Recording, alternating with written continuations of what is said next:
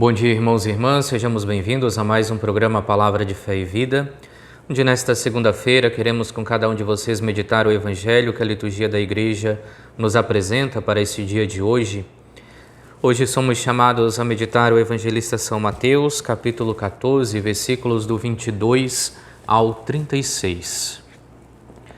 Logo em seguida, Jesus mandou que os discípulos entrassem no barco e fossem adiante dele para o outro lado do mar, enquanto ele despediria as multidões. Depois de despedi-las, subiu a montanha, a sós para orar. Anoiteceu e Jesus continuava lá sozinho. O barco, entretanto, já longe da terra, era atormentado pelas ondas, pois o vento era contrário. Nas últimas horas da noite, Jesus veio até os discípulos andando sobre o mar. Quando os discípulos o viram andando sobre o mar, ficaram apavorados e disseram: "É um fantasma", e gritaram de medo. Mas Jesus logo lhes falou: "Coragem, sou eu, não tenhais medo." Então Pedro lhe disse: "Senhor, se és tu, manda-me ir ao teu encontro caminhando sobre as águas." Ele respondeu: "Vem." Pedro desceu do barco e começou a andar sobre a água em direção a Jesus. Mas, sentindo o vento, ficou com medo e, começando a afundar, gritou: "Senhor, salva-me." Jesus logo estendeu a mão, segurou-o e lhe disse: "Homem de pouca fé, por que duvidaste?" Assim que subiram no barco, o vento cessou. Os que estavam no barco ajoelharam-se diante dele, dizendo: "Verdadeiramente, tu és o Filho de Deus." Após a travessia, aportaram em Genezaré. Os habitantes daquele lugar reconheceram Jesus e espalharam a notícia por toda a região. Então levaram a ele todos os doentes. Suplicavam que pudessem ao menos tocar a franja de seu manto, e todos os que tocaram ficaram curados.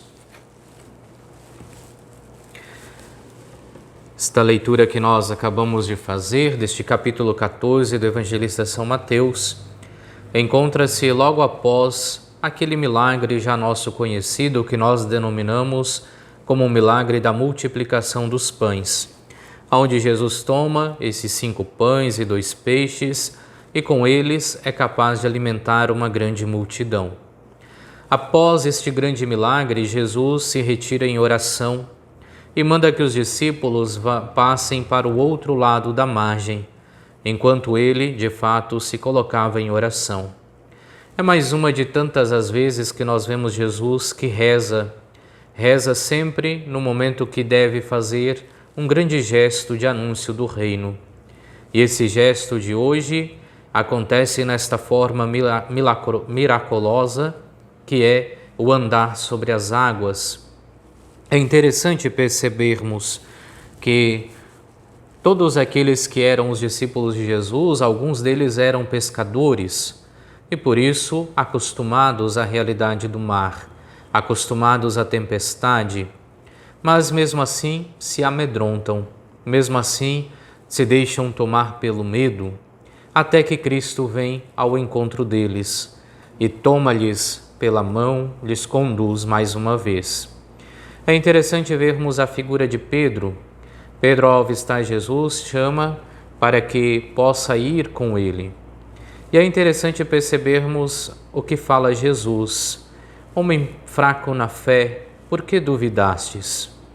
E é interessante percebermos que Pedro não tem medo porque afunda, mas afunda porque tem medo. A fé é este confiar em Cristo, sabendo que Ele faz aquilo que de melhor existe em nossa vida.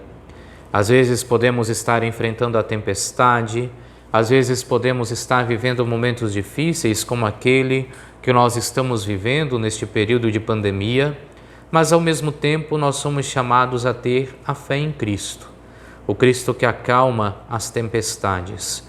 E é nesta fé que nós iremos então estar sempre com Ele, permanecer com Ele, mas sempre na certeza de não nos deixarmos tomar pelo medo, mas nos preenchermos da confiança que Cristo nos dá tomando-nos pela mão, assim como fez com Pedro, e acalmando a nossa tempestade.